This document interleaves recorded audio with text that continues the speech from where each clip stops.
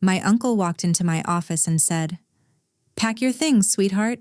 I'm taking over starting Monday." I stared at him. What? Your father promised me half this business 30 years ago. I'm here to collect. My name's Sophia Mitchell, and I'm 31 years old. That moment, watching a man I barely knew try to claim the restaurant empire my parents built, was the start of the most insane month of my life. Let me back up a bit. I grew up in my family's restaurant. Not some chain. Not a franchise. A real restaurant. My parents opened Mitchell's Table in downtown Portland when I was 3 years old. One location, 12 tables, a menu my mom wrote by hand every morning. By the time I was 10, we had 3 locations. By the time I was 16, we had 7. By the time I graduated culinary school at 22, Mitchell's Table was a name people knew across the Pacific Northwest. I didn't just grow up around food. I grew up inside the business. I learned to dice onions before I learned algebra. I learned P&L statements before I learned to drive. I worked every position: dishwasher, line cook, sous chef, host, manager. My parents didn't hand me anything, they made me earn it. When I turned 25, they made me executive chef of our flagship location. By 28, I was VP of operations for all 9 restaurants. Last year, they made me COO. The plan was simple. In 5 years, my parents would retire. I'd take over as CEO. My younger brother, Ethan, would take over operations. We'd keep building what they started. That was the plan. Then my uncle showed up. If you've ever been humiliated by your own family, subscribe right now and share your story below. Uncle Dennis. I'd met him maybe 3 times in my entire life. He was my dad's older brother. He left Portland in the early 90s, moved to Las Vegas, said he was going to make it big in the casino business. We heard from him maybe once every 5 years, a phone call at Christmas, a postcard from some random city. That was it. My dad didn't talk about him much. When I asked why, he'd just shrug and say, "Dennis makes his own choices." I didn't think about him at all. Until he walked into my flagship restaurant on a Tuesday afternoon in April. I was in the kitchen prepping for dinner service. We were testing a new spring menu. I had my hands in a bowl of fresh pasta dough when my floor manager, Casey, poked her head in. "Sophia, there's a guy out front asking for you. Says he's your uncle?" I frowned. My uncle? That's what he said. Older guy, kinda loud. He's, sitting at table 7. Table 7 was our best table, window seat, view of the river. We reserved it for VIPs. I wiped my hands on my apron and walked out front. And there he was. He looked older than I remembered, heavier. His hair was mostly gray, slicked back with too much gel. He wore a suit that was just a little too shiny. He was leaning back in the chair like he owned the place, spinning a glass of water in his hand. "Uncle Dennis?" He looked up and grinned. "Sophia, wow, look at you. You were, 10 last time I saw you?" 16, I said. "Grandma's funeral." His smile didn't falter. Right. Man, time flies. Sit down. I didn't sit. "What are you doing here? Can a guy visit his family? You haven't visited in 15 years? He laughed. Too loud. Fair point. Okay. I'll cut to the chase. I'm back in Portland, permanently, and I've been doing a lot of thinking. About family, about legacy, about the business. Something in my stomach tightened. What about the business? Well, he said, leaning forward. Your dad and I started this together, you know. Back in the day. It was always supposed to be our thing. Mitchell Brothers Table. That was the original name. I blinked. That's not true. Mom and Dad started this in 2003. You were already in Vegas. He waved a hand. Details. Point is, I gave your dad seed money. I was an investor. a silent partner. And I think it's time I took a more active role. I stared at him. You need to leave. His smile faded. Excuse me? You're not a partner. You're not an investor. You're not anything. If you want to have dinner here, fine. But you need to stop talking about the business like you own it. His eyes went cold. We'll see about that, sweetheart. He stood up, dropped a $5 bill on the table, and walked out. Casey appeared beside me. What was that about? I have no idea. But I had a bad feeling. That night, I called my dad. Hey, kiddo, what's up? Dennis showed up at the restaurant today. Silence. Dad? What did he say? He said he was an investor. He said you guys started the business together. He said he wants an active role. My dad exhaled, long and slow. None of that is true. I know. But why is he saying it? I don't know. But I'll handle it. Don't worry about it. Dad, I said I'll handle it, Sophia. He hung up. I sat there staring at my phone. Something was very, very wrong. 3 days later, Dennis showed up at my office. Not the restaurant, the office. Our corporate headquarters where we managed all 9 locations. He walked past security, past reception, straight down the hall to my office like he'd been there 100 times. He didn't knock, just opened the door and walked in. Morning, Sophia. I looked up from my laptop. How did you get in here? I told security I was family, which I am. He sat down across from my desk. We need to talk. No, we don't. You need to leave. He pulled a manila folder from his bag and slid it across my desk. Open it.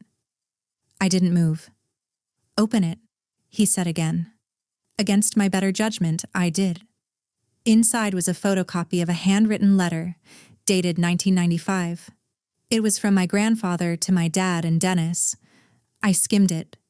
It said something about the 2 brothers working together, about building, something as a family, about sharing success. So, I said, so, that's a legally binding agreement. Your grandfather intended for your dad and me to be equal partners in any business venture. This restaurant empire, it belongs to both of us. I closed the folder. This is a letter. It's not a contract. It's not notarized. It's not signed by both parties. And even if it were, it was written 8 years before the restaurant opened. It has nothing to do with Mitchell's table. Dennis leaned forward.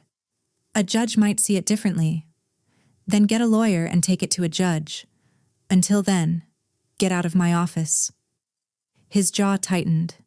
You know what your problem is, Sophia? You think you're in charge. You think because Daddy gave you a fancy title, you actually matter. But you're just a cook. This is a business.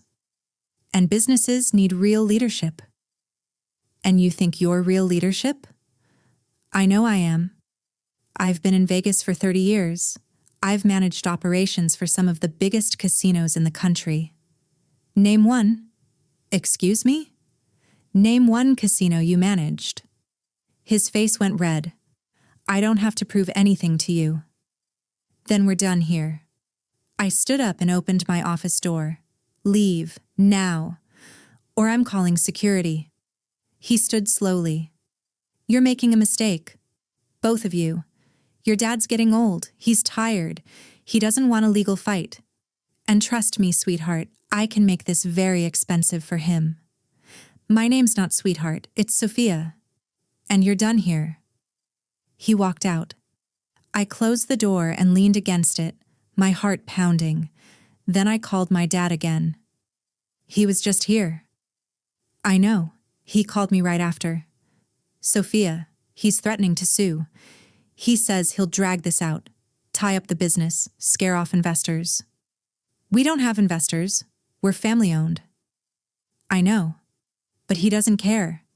He just wants money, or a payout, or I don't know what he wants.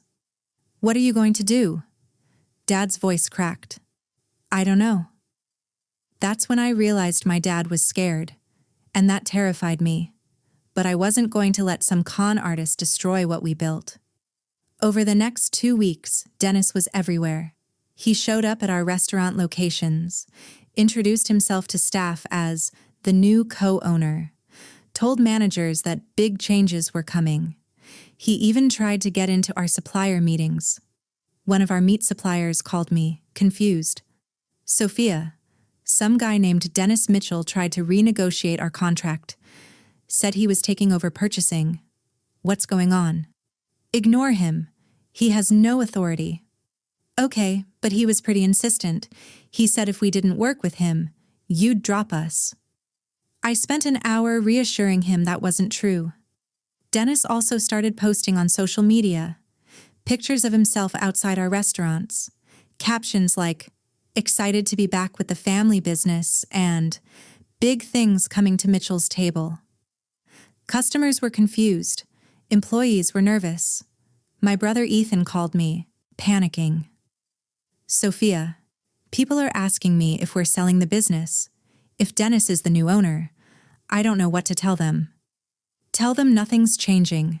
Dennis has no ownership, no role, no authority." "Then why is Dad letting him do this?" "I don't know." But I was about to find out. Dennis showed up at my parents' house that Sunday. Family dinner. Except he wasn't invited. He just knocked on the door and walked in. My mom answered. "Dennis, what are you—" "Hey, Karen. Sorry to drop by unannounced, but I think it's time we all sat down and had an honest conversation." He walked straight to the dining room. My dad was sitting at the table. So was I. So was Ethan. Dennis sat down like he belonged there. He pulled out another folder. "I had my lawyer draw up a partnership agreement, 50-50 split between Tom and me. I think it's fair. More than fair, actually, considering I could ask for damages for 30 years of being shut out." Dad's hands were shaking. "Dennis, I'm not signing anything." "Then I'll file a lawsuit Monday morning. Breach of family agreement, unjust enrichment, fraud. I'll tie you up in court for years, Tom. You'll spend hundreds of thousands on legal fees. Your reputation will tank. Customers will leave. Employees will quit. Suppliers will drop you." He leaned back. "Or you sign this. I take half. We run the business together, like Dad wanted." I couldn't stay quiet anymore. Grandpa never wanted that, and you know it. Dennis looked at me like I was a mosquito. "The adults are talking, Sophia. I'm 31 years old, I'm the COO, and I'm telling you to get out. You're the COO because Daddy gave you a job. You're not qualified to run a lemonade stand, let alone a restaurant group." Ethan stood up. "Don't talk to her like that." Dennis laughed. "Oh, great. The kid brother. What are you, 24? What do you know about business?" "I know you're a liar," Ethan said. Dennis's smile vanished. "Careful. You didn't give Dad seed money. You didn't invest. You didn't help. You left. And now you're back because you're broke and desperate." Dennis stood up, his face red. "You don't know anything about me." "I know enough." Dennis turned back to my dad. "You have 48 hours, Tom. Sign the agreement, or I file the lawsuit." He walked out. The door slammed. Nobody spoke. Then my dad put his head in his hands. "I can't do this. I can't fight him." My mom put her hand on his shoulder. "Tom, I'm 63 years old, Karen. I'm tired. If he wants to sue, let him sue. We'll settle. Give him something. Make him go away." "No," I said. Everyone looked at me. "No, we're not giving him anything." "Sophia, we can't afford a lawsuit. We won't need one, because I've been making calls." My dad frowned. "What?" What Dennis didn't know was that I'd started building a case the moment he walked into my restaurant. I'd called our corporate attorney the same day. Her name was Rachel Nguyen. She was sharp, relentless, and she didn't lose. "Rachel, I need you to audit every piece of documentation we have. articles of incorporation, shareholder agreements, tax filings, everything. I need to know if there's any possible way someone outside the current ownership structure could claim a stake. What's going on? My uncle's trying to extort us. He has some old letter from my grandfather. I need to know if it means anything. Send me everything. I'll have an answer in 48 hours. She called me back the next day. You're clean, she said. That letter he has? It's not a contract. It's not witnessed, not notarized, not signed by the relevant parties. And it predates the business formation by 8 years. It has 0 legal standing. So he has nothing? Correct. But Sophia, he can still file a frivolous lawsuit, and those cost money and time. What if we go on offense? What do you mean? What if we file for a restraining order? Harassment, fraud, tortious interference. He's been impersonating an owner, lying to our staff and suppliers, damaging our reputation. Rachel was quiet for a moment. Then she laughed. I like the way you think. Let me pull together the evidence.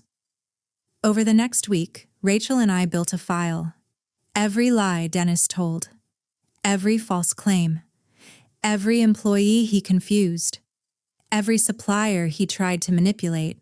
Every social media post, everything. We had emails, voicemails, witness statements, screenshots. It was damning. Then I did something else. I called a private investigator. I needed to know who Dennis really was, what he'd been doing in Vegas, why he was really here. The investigator called me back 3 days later.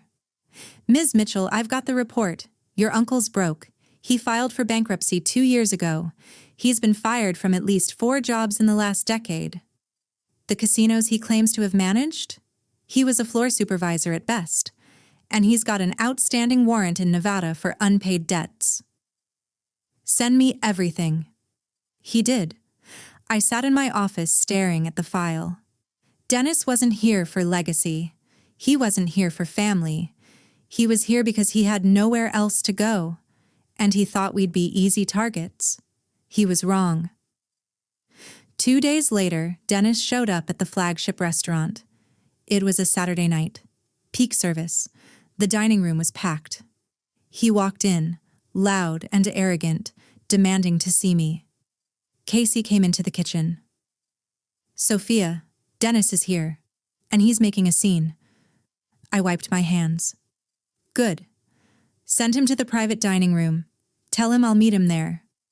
5 minutes later, I walked into the private dining room. Dennis was sitting at the head of the table, smirking. Finally ready to talk business? Sure, I said. I set a folder down in front of him. What's this? Open it. He did. His face went pale. Inside was every lie he'd told, every fraudulent claim, every piece of evidence Rachel and I had, compiled. And underneath that? The investigator's report. Dennis looked up at me. Where did you? You're broke, I said calmly. You've been fired from every job you've had in the last decade. You have an outstanding warrant in Nevada. You don't have a lawyer. You don't have a case. You don't have anything. His hands were shaking. You can't. I can. And I did. You've been impersonating an owner. That's fraud. You've been lying to our suppliers and employees. That's tortious interference. You've been harassing my family. That's, well, harassment. I leaned forward. Here's what's going to happen. You're going to leave Portland. Tonight. You're going to stop using our name. You're going to delete every social media post. And you're never going to contact me, my parents, or anyone associated with this business ever again. And if I don't? I pulled out another document. Then I file this restraining order Monday morning. And I send this file to the Nevada authorities. I'm sure they'd love to know where you are. Dennis stared at the paper. His mouth opened and closed. You're bluffing. Try me. We locked eyes. He blinked first. Fine, he muttered. Fine. He stood up, grabbed the folder, and walked toward the door. Then he stopped. You know what? You're just like your old man. Stubborn. Selfish. You think you're so much better than everyone else. I didn't react. Maybe I am. But at least I built something. What have you built, Dennis? Besides debt? His face went red.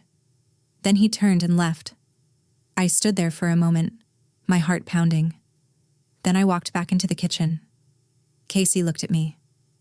Is he gone? Yeah, he's gone. She grinned. Good, because table 12 needs their entrees, and table 5 is asking about the dessert menu. I laughed. On it. And just like that, we got back to work. That was 2 months ago. Dennis left Portland that night. We haven't heard from him since. My parents officially transferred majority ownership to me and Ethan last month.